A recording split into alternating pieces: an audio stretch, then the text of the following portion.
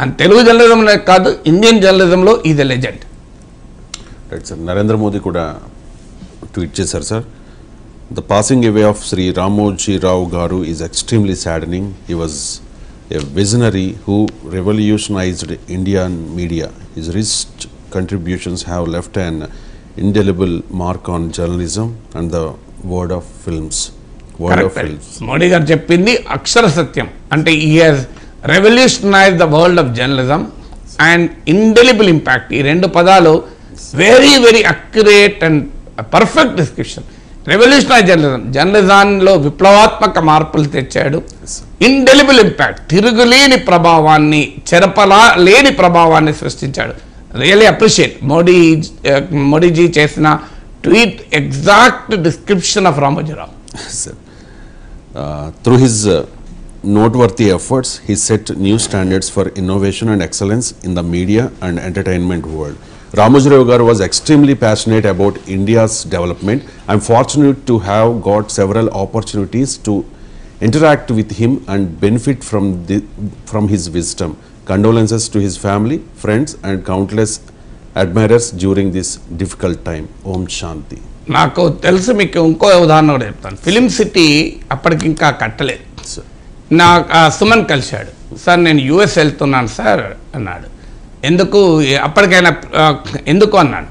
లేదు సార్ అక్కడ ఒక ఈ ఫిలిం ఎగ్జిబిషన్ ఉంది సార్ అన్నాడు. ఫిలిం ఎగ్జిబిషన్ ఏంటయ్యా అని అడిగాను.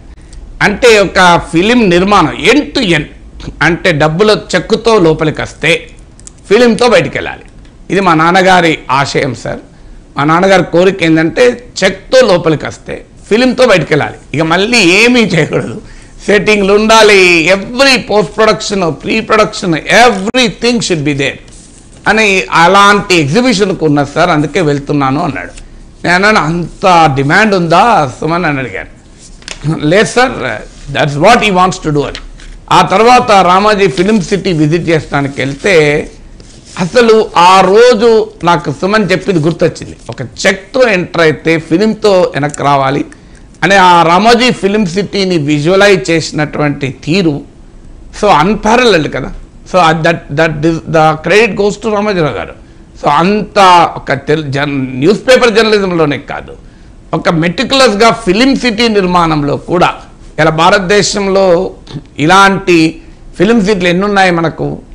సో ఇది మీకు ఎక్కడో ప్రపంచంలో ఉండేటువంటి వీటిని తీసుకొచ్చి హైదరాబాదులో రామోజీ ఫిలిం సిటీ రూపంలో మనకు చూపెట్టారంటే అంత, అందుకే ఆ విజనరీ ఇన్నోవేషన్ మీకు మోడీ ట్వీట్లో కరెక్ట్. అది టెక్నాలజీ, ఇన్నోవేషన్, ఆ విజనరీ లీడర్షిప్ అనేది ఒక ఇన్స్టిట్యూషన్నే కాదు, ఆ రంగాన్ని కూడా ఎంత ప్రభావితం చేస్తుంది. ఒక ఇన్స్టిట్యూషన్లలో ఈనాడు సంస్థలు ఎంత లాభపడ్డాయన్న దానికన్నా కూడా world of journalism, world of films ఎంత లాభపడ్డాయన్నది కూడా ముఖ్యం కదా. అందుకే కదా ఇవాళ ఈనాడులో శిక్షణ పొందిన జర్నలిస్టులు ఏ పత్రికా సంస్థ అయినా, ఏ టీవీ సంస్థ తట్టినా అక్కడ కనబడతారు. నేను మొదట్లో అదే అన్నాను, నేను ఈనాడులో ట్రైన్ అయ్యానంటే ఇంకో టెస్ట్ పెట్టరు, ఇంకోటి ఏ అడగరు, సింపుల్లీ డైరెక్ట్గా జాబ్ ఇచ్చేస్తారు. నీకు అవసరమే లేదు. దట్ ఇట్ సెల్ఫ్ ఇదే వన్ థింగ్. సార్ నేను ఈనాడులో పనిచేసి వచ్చాను, ఎనఫ్. ఇక నేను ఎవరు పరీక్షించరు, పరిశీలించరు. చాలా మంది